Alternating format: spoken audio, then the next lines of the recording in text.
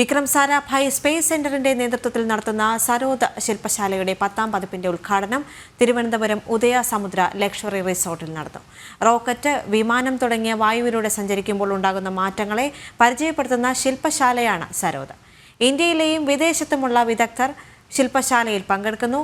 ISRO chairman S Somnath സരോദിന്റെ 10ാം പതിപ്പ് ഉദ്ഘാടനം ചെയ്തു. Injected its payload to the Earth orbit, providing almost 98% of the total energy requirement for the mission.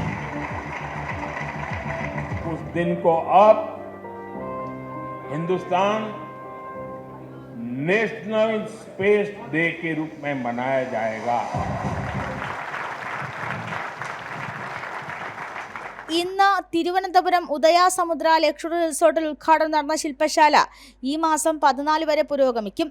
ISRO chairman S Somanath Sarod 10ാം പതിപ്പിന്റെ ഉദ്ഘാടന കർമ്മം നിർവഹിച്ചു.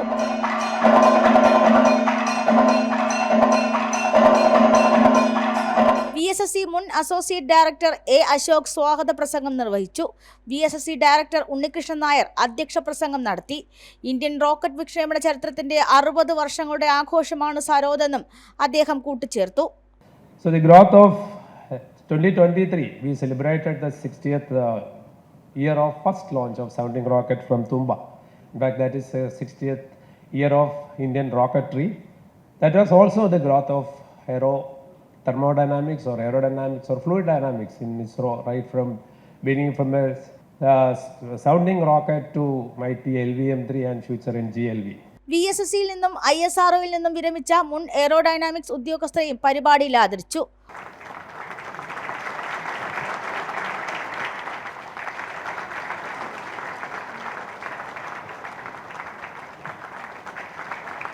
ജനം, തിരുവനന്തപുരം.